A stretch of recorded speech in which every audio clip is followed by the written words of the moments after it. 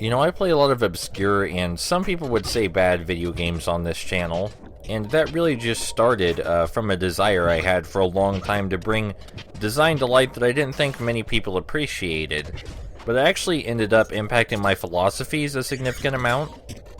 That may sound kinda silly, but when you're doing this kind of analysis of video game design, at some point intention has to come into the picture, right?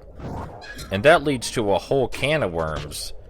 Like, generally, whenever I encounter a bad video game or an obscure video game that was unpopular for obvious reasons, that video game was still trying to be good. The people making the video game were still trying to do something good, and they just kind of fucked it up. And originally, I was incredibly outwardly sympathetic toward this, like I would encourage people to look past the obvious problems and still enjoy the game design, or rather the intended game design, for what it is, even going so far as to play along even when the game design didn't make any sense.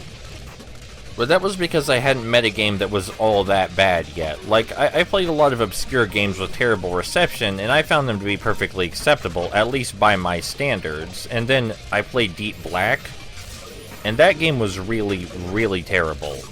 Alright?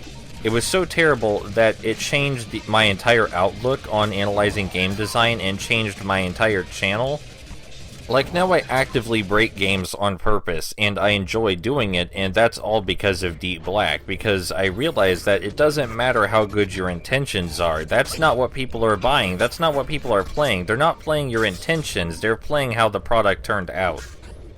But I continued applying Hanlon's razor to even the worst games I played because there was a lack of evidence to suggest they were bad on purpose, and plenty of evidence to suggest that developers just didn't know what they were doing. It was pointed out to me by a friend that Hanlon's razor might actually be the least generous assumption you could make, and I actually thought about this for a while, because he suggested that it is much more undignified to suggest that their genuine efforts are so terrible that they're indistinguishable from being terrible on purpose. And back when I was a lot more sentimental with how I approach game design, this might have changed my outlook or what I did entirely. Like, I might have stopped using Hanlon's razor. I might have stopped insisting that these bad games were bad by accident, because I would feel terrible for suggesting that people could make something so bad accidentally. But present me, he doesn't give a single shit. He's not here to portray games in the best light possible. He's not here to portray game developers in the best light possible. He's here to talk about the game design, whatever it looks like, and it doesn't matter if your dignity gets in the way of that. The reason I bring this up is because the crux of this entire thing is that some video games were so terrible that they caused legitimate philosophical meandering on my part, and made me enjoy my hobby and analyzing game design a lot more, simply through virtue of being so bad. There are few things more interesting to me than a poorly done video game. So few things. And Power Rangers Mega Battle doesn't even have the courtesy to be bad. Like, I can't feel anything for this video game. It staunchly refuses to be interesting in either direction. It stays firmly in the middle at all times. I feel like it was expertly crafted specifically to deflect any notion of analysis that may come its way. You know, I can't even talk about the ways in which it's consistently average, because it is consistently average, but it's consistently average for reasons that aren't consistent. Is anyone else feeling a little bit strange right now? Because I gotta tell you, I'm not feeling so good.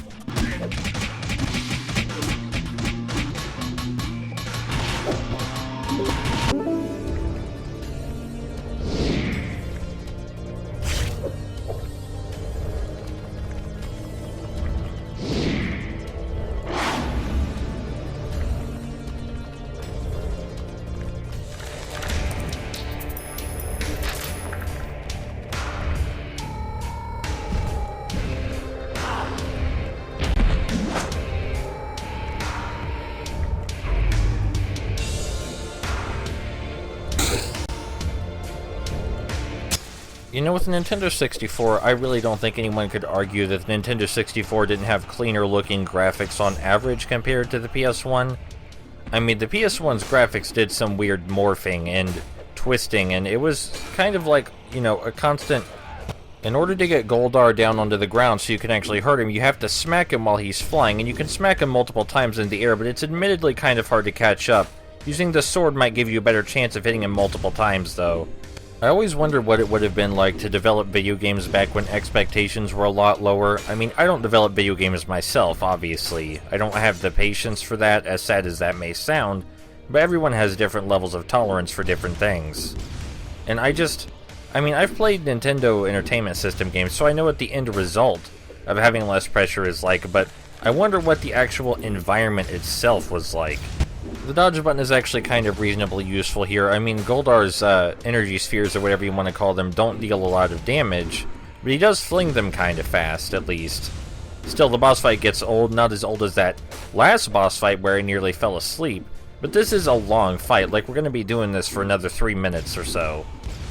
It's always interesting to see how games and game development studios evolve. Like, I'm sure quite a few people are familiar with the MX vs. ATV series, but it actually started as two separate series, as ATV Off-Road Fury and MX, with things like MX Superfly and what have you. Now, the MX series probably significantly less popular, but combining the two nonetheless proved to be a fruitful deal. I just wonder how many people were aware that it originally started as two separate series, because you could be forgiven for not knowing that. I mean, you don't need to know it. It's not like there's lore involved in the MX vs. ATV series. It's kind of a shame they couldn't give Goldar his own battle theme.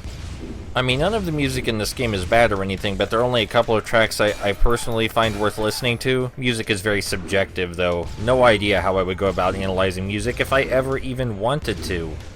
But this generic dark ominous track they use for Goldar's fight, I don't think that cuts it. You know, I did actually try to look up this game's soundtrack to see if it was available for purchase or maybe on the developer's website or something. But no, it doesn't seem so, and I know that the soundtrack is original, because there's a pretty kick-ass remix of the Power Rangers theme in here that I haven't heard anywhere else. It's kind of a shame that the audio cuts out so much during the Megazord battles. Like, I don't know if you've noticed it, but I've certainly noticed the audio skipping in and out all the time during the Megazord fights.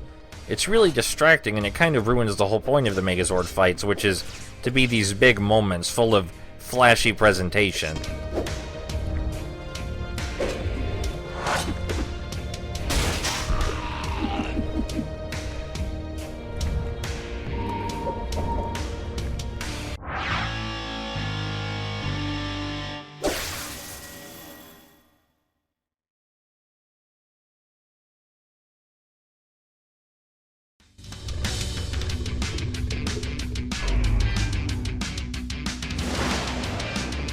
Power